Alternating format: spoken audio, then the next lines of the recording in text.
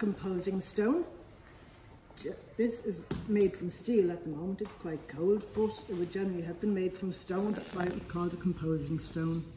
So I'm just going to talk a little bit about what we have around us. This is a California economy case. We have uppercase and we have lowercase. We'll get to that in a minute. This is what we call furniture. Okay, this is all the movable type. This, if it was empty, we're very busy, so I don't have an empty one. It's called a chase, like a chassé from French. Other than that, completed, it's called a form. These things here are called coins. And this is a coin key, which unlocks the coins. That's Q-U-O-I-N. If you think of a Georgian building that has the cornerstones, that holds everything together, they're coins. They hold, so that's what these are. So we are going to be working with the uppercase today. Everything is in alphabetical order except for the U and the J. You're wondering why? They were a late addition to the alphabet. So if you think back to Julius Caesar, back to your school days, how is it spelt? It wasn't spelt with a J and a U. An I and a V? I and a V. I always wondered why that was. So, does anybody know why we have uppercase and lowercase? For capitals and for ordinary script. Yes. For why? Okay, so when I'll start at the very, very beginning. Printing was a very male-dominated profession. Young boys would come in at the age of 12 or 13. They'd be brought in by their father, and they'd have to sign a contract or an indenture. During that time, they couldn't drink, they couldn't gamble, and they couldn't marry. You can't and when they were learning to set type, which I don't have a composing stick. There we are. I'll take this one here.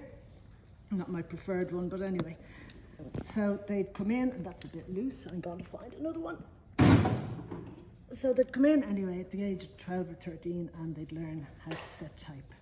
So when they'd be setting type, over there where you see the pictures, you'd have the uppercase up there, and you'd have the lowercase down there on the bottom, and that's where you get your uppercase and lowercase.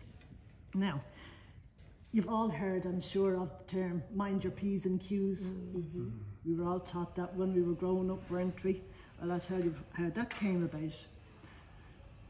The letters, I'm going to get one of the kids to do a poster, right? But the letters, the movable type goes into the composing stick. Mirror image, so that's back to front and upside down. I have to close my eyes when I say that so I can remember. So if you look at an ambulance head on, you can't read it properly unless you look in your rear view mirror, right? And that's exactly how we're going to set the type today. So, which one of you is going to do it? Come on, come on. Show them how it's done. So you're going to take a step backwards. You're going to take the composing stick and hold it in your left hand first of all, right? What's your name? Isabel. Isabel. Okay.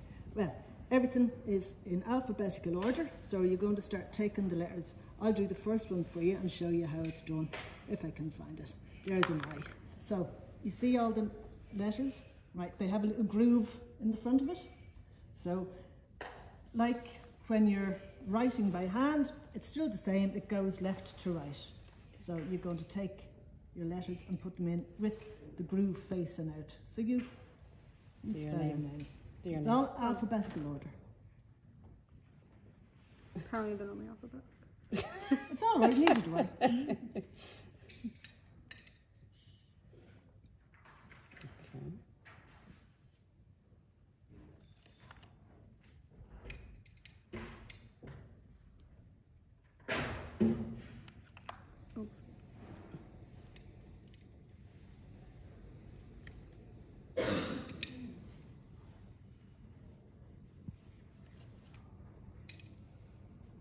Excellent. Lovely. Right. Take a walk around that way and come over here to me. If everybody stands around here.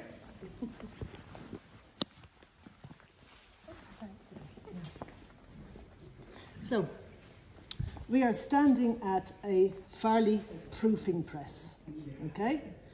And what this does, it's like, you know, when you're in school and you're doing your essays and you have to send stuff into the teacher, or the adults are sending emails, we have to proof everything, most of us do, before we send it off to make sure there's no mistakes. So, this is what this is. It's a proofing press. So you can imagine, oh yeah, and you know the way when you're in school and you're being examined and you have to do all your tests. Well, do you know how the compositors were tested? They'd be blindfolded. So that's why all the type is in alphabetical order. And they'd have to do it quite quickly. So we're going to put the type in here. And if I've done this correctly, it should work out. I'm going to tighten it all up.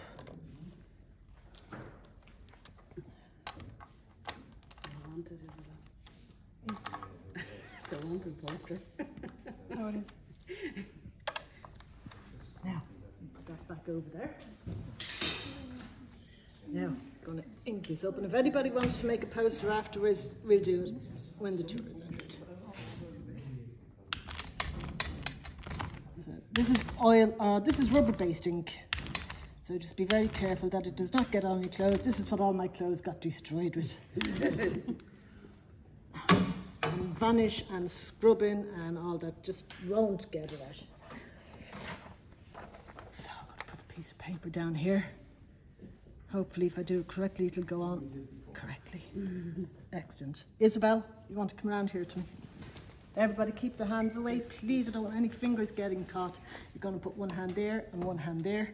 I'll move my hand and you're going to roll that up, all the way up, all the way up. Push, push, push. Excellent. Bring it back. Bring it back up. Excellent. Now listen. Hope this makes the sound I'm looking for. That's known as the printer's kiss. There you go. So I'm going to put it over here to dry and you can collect it on your way out. Okay, if anybody else wants to do a poster, we can do one afterwards. So, you've seen the manual composing. We're going to take a jump forward over there behind John and we look at the mechanical side of it.